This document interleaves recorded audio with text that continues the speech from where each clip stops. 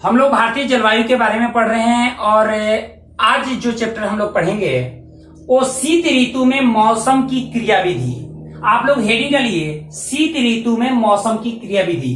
पिछले इस वीडियो को देखने से पहले इससे पहले वाला वीडियो जरूर देख लें ताकि आपको एक बेसिक चीजें मिल जाएं जिसमें प्रत्येक चीजों के बारे में मैं बता चुका हूं। और इस चैप्टर में शीत ऋतु में मौसम की क्रियाविधि पढ़ेंगे कि शीत ऋतु में मौसम क्या रहता है भारत का, इसके बारे में हम लोग देखेंगे। देखिए शीत ऋतु में मौसम की क्रियाविधि में हम लोग देखे थे कि शीत ऋतु में दो कारणों से वर्षा होती है, एक पश्चिमी विक्षोभ और दूसरा उत्तरी पूर्वी मानसूनी पवने। उत्तरी पूर्वी मानसूनी पवने भारत में तमिलनाडु का कोरोमंडल तट पर वर्षा कराती हैं, तो वहीं पश्चिमी विक्षोभ पश्चिमोत्तर भारत के पहाड़ी एवं मैदानी क्षेत्रों में वर्षा करती हैं। आप लोग आज हमारे साथ पढ़ेंगे पश्चिमी विक्षोभ के बारे में। तो शीत ऋतु में मौसम की क्रियाविधि में पहला नंबर डालिए और हेडिंग डालिए पश्चिमी विक्षोभ। पश्चिमी विक्षोभ,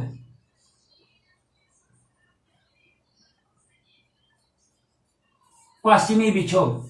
अब देखिए पश्चिमी विक्षोभ ये है क्या, पश्चिमी विक्षोभ क्या है। एक बात पहले आपको बता दें, हिमालय के उत्तर में, एक एक चीजों को लिखते जाइएगा, हिमालय के उत्तर में सालों भर, हिमालय के उत्तर में सालों भर जेठ धाराओं का प्रवाह होता है। हिमालय के उत्तर में सालों भर जेठ धाराओं का प्रवाह होता है। लगभग 27 डिग्री उत्तरी अक्षांश से लेकर 30 डिग्री उत्तरी अक्षांश तक, 27 डिग्री उत्तरी अक्षांश से लेकर 30 डिग्री उत्तरी अक्षांश के बीच जेट पवनों का प्रवाह होता है। सालों भर जेट पवनों का प्रवाह होता है सालों भर। अब देखिए ये जेट पवनें क्या है, जो 27 से 30 डिग्री के बीच हिमालय के उत्तर में सालों भर प्रवाहित होती हैं। क्या है ये जेट धाराएं? जेट धाराओं के बारे में थोड़ा सा समझिए। जेट पवनें देखिए, जैसे मान लेते हैं अर्थ सरफेस से जैसे हम ऊपर की ओर बढ़ते हैं, जैसे ऊपर बढ़ेंगे वैसे वैसे क्या होगा, ये क्षोभ मंडल है, नीचे का जो परत है, पृथ्वी धरातल के जो सबसे निकट का जो वायुमंडल है उसको कहते हैं क्षोभ मंडल, जो कहते हैं क्षोभ मंडल। तो क्षोभ मंडल में लगभग 6 से 12 किलोमीटर की ऊंचाई पर, क्षोभ मंडल के ऊपरी हिस्से में लगभग 6 से 12 किलोमीटर की ऊंचाई पर चलने वाली शक्तिशाली वायुधाराओं को, शक्तिशाली जो वायुधाराएं जो चलती हैं, वायुधाराओं को हम जेट धारा कहते हैं। ध्यान रखिएगा, हमारे वायुमंडल के क्षोभ मंडल के ऊपरी भाग में 6 से 12 किलोमीटर की ऊंचाई पर शक्तिशाली रूप से चलने वाली वायुधारा जेट धाराओं के नाम से जानी जाती है या जेट पवनों के नाम से जानी जाती है। ये पवनें पूरे पृथ्वी पर चलती हैं, लेकिन हिमालय के उत्तर में ये पवनें पश्चिम से, हिमालय के उत्तर में ये पश्चिम से पूर्व की ओर प्रवाहित होती हैं। ध्यान रखिएगा, ये जो जेट धाराएं हैं, जेट पवनें हैं, ये हिमालय के उत्तर में पश्चिम से पूर्व की ओर प्रवाहित होती हैं सालों भर। इसी कारण हिमालय के उत्तर में प्रवाहित होने वाली इन शक्तिशाली वायुधाराओं को हम क्या कहते हैं, पछुआ जेट कहते हैं। उसको पछुआ जेट कहा जाता है। अब आपसे पूछा जाए पछुआ जेट क्या है, तो ध्यान रखिएगा, क्षोभ मंडल में 6 से 12 किलोमीटर की ऊंचाई पर चलने वाली शक्तिशाली वायुधाराओं को जेट धारा कहा जाता है। हिमालय के उत्तर में ये जेट धाराएं पश्चिम से पूरब की ओर प्रवाहित होती हैं, जिसे पछुआ जेट कहते हैं। क्लियर हुआ? अब देखिए, अब प्रत्येक चीज को आप ध्यान रखिएगा। और लिखते जाइए, प्रत्येक चीजों को लिखते जाइए। अब देखिए, भारत में जब शीत ऋतु का मौसम आता है, शीत ऋतु का जब मौसम आता है तो शीत ऋतु कब होगा? मान लेते हैं ये पृथ्वी है, ये विषुवत रेखा, ये आपका कर्क रेखा है और ये मकर रेखा है। सूर्य हमेशा कर्क और मकर के बीच रहता है। जब सूर्य मकर रेखा की ओर आ जाता है, तो सूर्य की किरणें कर्क रेखा की ओर तिरछी पड़ती हैं। यानी सूर्य जब मकर रेखा की ओर आ जाता है तो सूर्य की किरणें कर्क रेखा की ओर तिरछी पड़ती हैं। ये आपका उत्तरी गोलार्ध है और ये आपका दक्षिणी गोलार्ध है। तो ध्यान रखिएगा, यानी जब दक्षिणायन हो जाता है सूर्य तो उत्तरी गोलार्ध में शीत ऋतु का मौसम होता है। और शीत ऋतु के मौसम में अर्थात उस समय क्या स्थिति है? सूर्य क्या है? दक्षिणायन है। अब देखिए, जैसे सूर्य दक्षिणायन होता है ये जेठ पौने भी दक्षिण की ओर खिसक आती हैं। ध्यान सुनिएगा, शीत ऋतु में सूर्य दक्षिणायन हो जाता है और सूर्य के दक्षिणायन होने के साथ ही जेठ पौने जो हिमालय के उत्तर में प्रवाहित हो रही हैं वो दक्षिण की ओर खिसक जाती हैं। अब देखिए, जब ये दक्षिण की ओर खिसकती हैं तो इसके बीच में, पहले तो हिमालय के उत्तर में प्रवाहित हो रही थी, लेकिन जैसे दक्षिण की ओर खिसकती हैं तो इन जेठ पवनों के मार्ग में हिमालय पर्वत आ जाता है। ध्यान रखिएगा, जब सूर्य दक्षिण शीत ऋतु में जब सूर्य दक्षिणायन होता है तो दक्षिणायन होने के साथ ही हिमालय के उत्तर में प्रवाहित होने वाली पछुआ जेठ पौने भी दक्षिण की ओर खिसक जाती है और इसके मार्ग में हिमालय पर्वत आ जाता है। हिमालय पर्वत इसके मार्ग में पड़ता है, जिसके चलते पछुआ जेठ पौने दो भागों में बढ़ जाती हैं। एक पछुआ जेठ की उत्तरी शाखा और दूसरा पछुआ जेठ की दक्षिणी शाखा। पछुआ जेठ की उत्तरी शाखा हिमालय के उत्तर से चाइना के ऊपर प्रवाहित होता है, जबकि पछुआ जेठ की दक्षिणी शाखा भारत में प्रवाहित होती है। अब देखिए, ये तो आप समझ गए। आगे देखिए, जेठ पौने लगभग समझ गए। अब यही पछुआ जेठ पौने हैं जो पछुआ जेठ की जो दक्षिणी शाखा है वो भारत में वर्षा कराती हैं। अब कैसे कराती हैं? तो पश्चिमी विक्षोभ के माध्यम से पछुआ जेठ की दक्षिणी शाखा पश्चिमी विक्षोभ के माध्यम से पश्चिमोत्तर भारत में वर्षा कराती है। अब देखिए, अब आप हेडिंग डालिए पश्चिमी विक्षोभ में क्या है? पश्चिमी विक्षोभ कुछ और नहीं बल्कि यूरोप में भूमध्य सागर के ऊपर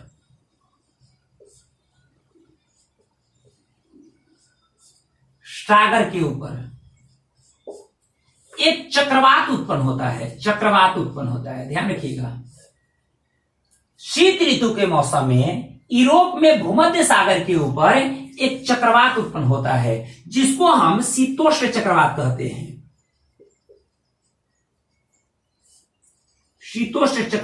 हैं। यानी पश्चिमी विक्षोभ एक शीतोष्ण चक्रवात है जो भूमध्य सागर के ऊपर निर्मित होता है।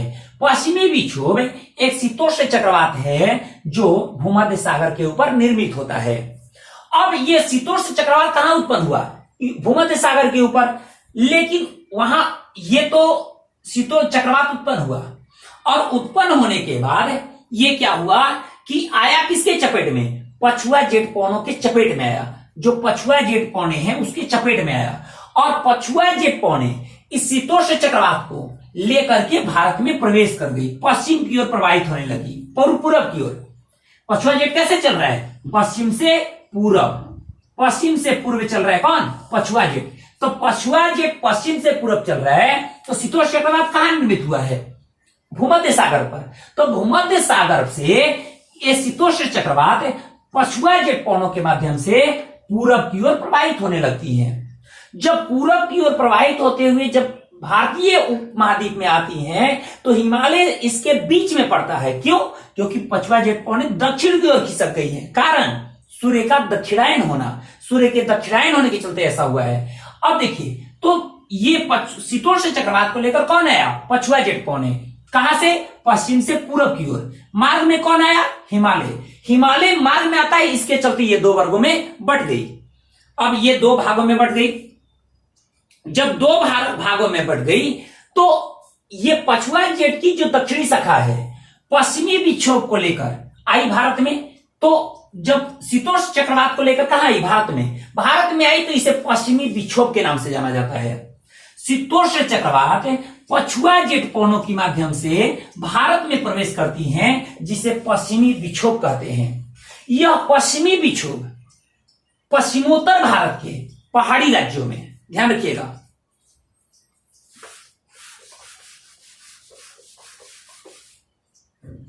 ये पश्चिमी विक्षोभ पश्चिमोत्तर भारत के पहाड़ी राज्यों में बर्फ के रूप में बर्फबारी कराती है, बर्फ के रूप में बर्फबारी कराती है।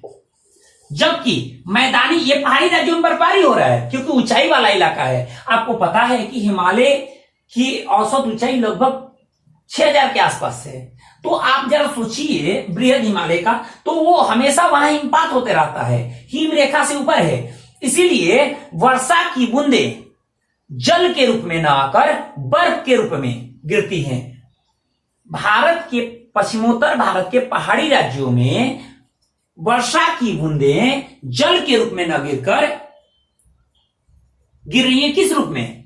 बर्फ के रूप में गिर रही हैं। अब देखिए होता क्या है, ऐसी स्थिति में मैदानी राज्यों में ये जल की बूंदों के रूप में वर्षा होती है। ध्यान रखिएगा, जल की बूंदों के रूप में वर्षा हो रही है। कहां? मैदानी राज्यों में। ये मैदानी राज्यों में पंजाब, राजस्थान, हरियाणा, दिल्ली, पश्चिमी उत्तर प्रदेश तक वर्षा होती है। अगर पश्चिमी विक्षोभ जब आता है तो भूमध्य सागर से होकर काला सागर, कैस्पियन सागर से काफी मात्रा में नमी को ग्रहण कर लेता है। अगर नमी की मात्रा बहुत अधिक हो तो इस पश्चिमी विक्षोभ से बिहार तक वर्षा होती है। ध्यान रखिएगा, जब पश्चिमी विक्षोभ, मुख्य रूप से पश्चिमी विक्षोभ भूमध्य सागर, काला सागर और कैस्पियन सागर से काफी मात्रा में नमी को लेकर आता है, नमी को ग्रहण कर लेता है, और अगर नमी की मात्रा अधिक होती है तो पश्चिमी विक्षोभ से होने वाली वर्षा बिहार तक होती है। अब देखिए, इस वर्षा से पहाड़ी राज्यों में सेब की फसल के लिए यह लाभदायक होता है, जबकि भारत के उत्तरी मैदानी हिस्सों में रबी के फसल के लिए लाभदायक होता है। ध्यान रखिएगा, जब गेहूं की फसल होती है, सरसों की जब फसल होती है, ये रबी फसल है। रबी के मौसम में यानी शीत ऋतु में जो फसलें होती हैं उसके लिए लाभदायक होता है। पश्चिमी विक्षोभ से शीत ऋतु में होने वाली वर्षा उत्तर भारत के राज्यों में गेहूं के फसल के लिए लाभदायक होता है, तो पहाड़ी राज्यों में, कश्मीर, हिमाचल प्रदेश राज्यों में सेब की फसल के लिए लाभदायक होता है। अब देखिए, एक बात ये तो लाभदायक हुआ, दूसरा चीज कि जो पश्चिमी विक्षोभ से जो पहाड़ी राज्यों में वर्षा हो रही है वो किस रूप में हो रही है? बर्फबारी के रूप में, बर्फ गिर रहा है। अब जब बर्फबारी हो रहा है तो एक बात जरा सोचिए कि बर्फ गिरा कब?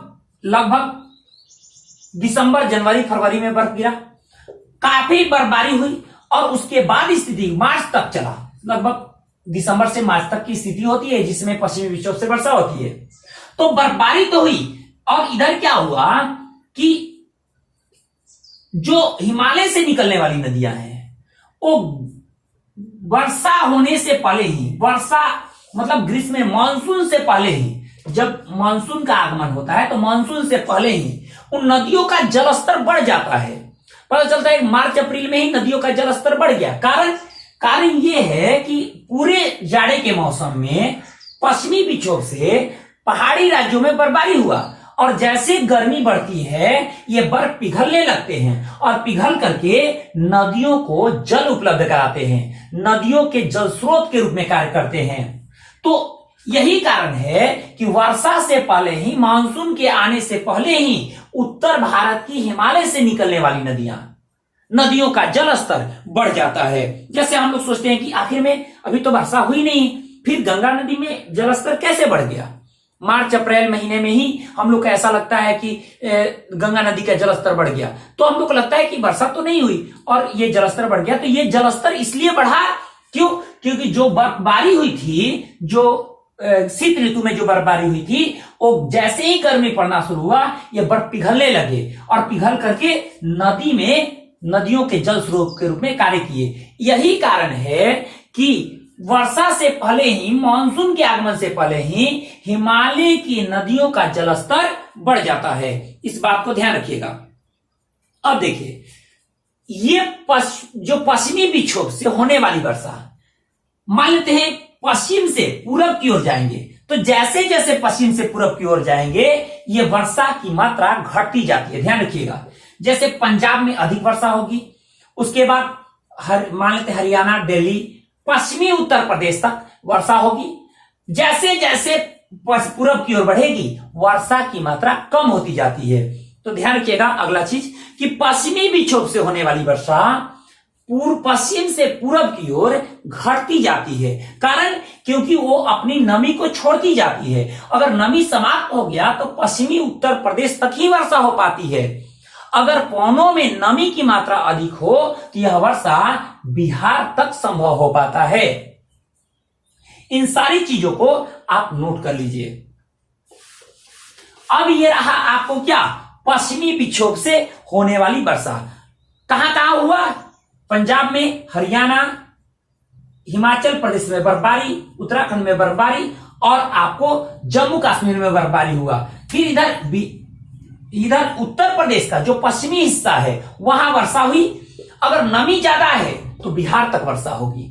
इस चीज को आप एक एक चीजों को नोट कर लीजिए। मैंने बताया पश्चिमी विक्षोभ क्या है, शीतोष्ण चक्रवात है एक प्रकार का। कहां उत्पन्न हुआ? भूमध्य सागर पर। किसके द्वारा आया? पछुआ जेट पवनों के माध्यम से आया। और पछुआ जेट धारा की दक्षिणी शाखा जो भारत में प्रवेश की, उसके तहत ये पश्चिमी विक्षोभ पश्चिमोत्तर भारत में वर्षा कराई। पहाड़ी राज्यों में बर्फबारी के लिए, जो सेब की फसल के लिए लाभदायक रहा। और उसके बाद जो मैदानी जो राज्य हैं वहां जल की बूंदों के रूप में वर्षा हुई, जो गेहूं की फसल के लिए, रबी के फसल के लिए लाभदायक रहा। आज की इस वीडियो में हम इतना ही देखेंगे। अगले वीडियो में हम लोग पढ़ेंगे उत्तरी पूर्वी मानसूनी पवन के बारे में, यानी शीत ऋतु के मौसम की क्रियाविधि का दूसरा पाठ होगा, जिसमें हम लोग पढ़ेंगे उत्तरी पूर्वी मानसूनी पवन को डीपली में हम लोग देखेंगे। मिलते हैं आप लोगों से अगले वीडियो में। धन्यवाद।